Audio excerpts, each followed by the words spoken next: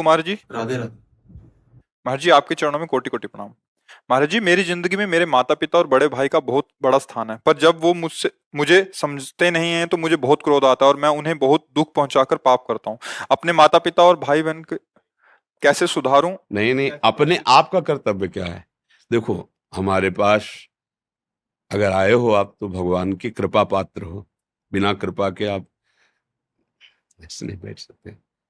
आपका कर्तव्य क्या है?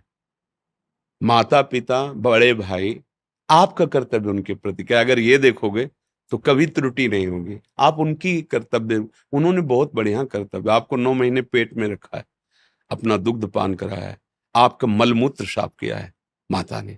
पिता का हर उद्देश्य रहा है कि आपको स्वस्थ बनाएं, पढ़ाएं, लिखाएं, ऐसा बेटा बने कि चार को सुख पहुंचाए और नाम हो कि ये अमुक का बेटा है।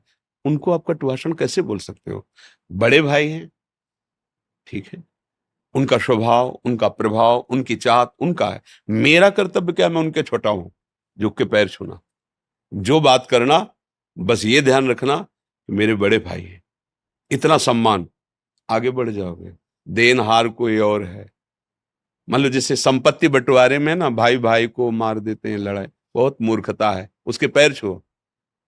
तुम अगर प्रसन्न हो तो तुम सब ले जाओ, हम लेबरी करके खा लेंगे। तुम मेरे बड़े भाई हो, आनंदित रहो। झगड़े की जरूरत नहीं, मारने की जरूरत नहीं। देने वाला इतना महान है कि जब तुम्हारी महानता देखेगा ना तो वो देखता रह जाएगा। उसके पास तो एक सीमित है, वो असीम सामर्थ्यशाली आपके पक्ष में हो जाएगा। पर ये बात जल्दी समझ में नहीं आती ना। छोटी छोटी संपत्ति, छोटी छोटे पैसे में हम अपने बड़े जनों का अपमान कर देते हैं, हिंसा कर देते हैं, ऐसे अपराध कर देते हैं कि जीवन दुखी हो जाता है। नहीं नहीं, आप विवेकवान बनो।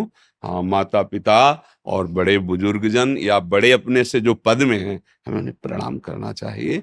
देने वाले तो प्रभु है, आप समझो। जब आप अच्छे आचरण करोगे, आपके अशुभ नष्ट होंगे, सुखी हो जाओगे। एक आह भरा आशीर्वाद होता है। अगर वो आपको गालियां दे रहे हो, आप उनकी सेवा में ही हो, नम्र हो, तो वो जबान से गाली दे रहे हैं लेकिन अंदर से समझ रहे हैं कि इतना कटु व्यवहार करता हूं फिर भी ये ऐसे, तब अंदर से जाओ सुखी रहो।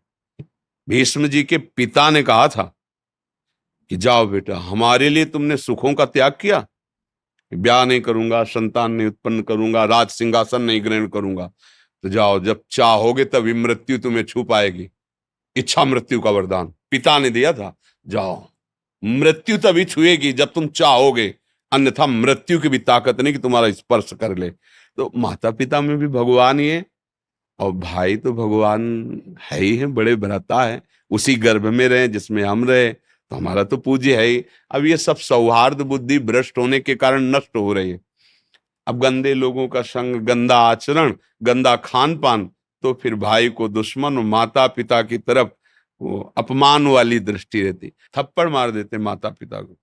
जिन हाथों में तेल मालिश करके उन्होंने परोपकार के लिए, परम कर्तव्य करने के लिए हमें पुष्ट किया, मैं उन्हीं हाथों से उनको पीट रहा हूं, उनको गाली दे रहा हूं। उसी जबान से जिन्होंने मुझे बोलना सिखाया, जिन्होंने पकड़ के चलना सिखाया, उन्हीं को हम कष्ट। मतलब थोड़ा विचार करके क्या होता है, हमारी पशुता बुद्धि में छा जाती है, तो अपने बड़े जनों को, बुजुर्ग जनों को ऐसे कभी मत करना बच्चा। अब लो नशानी अब ना सही, हम जो कहें उस बात को समझ जाओ। यदि माता पिता और बुजुर्गों का और बड़े जनों का आदर करोगे ना, तो हम ये नहीं कहते तुम्हारा पति बन जाओगे, लेकिन जो अरबपति को सुख नहीं वो तुम्हें मिल जाएगा।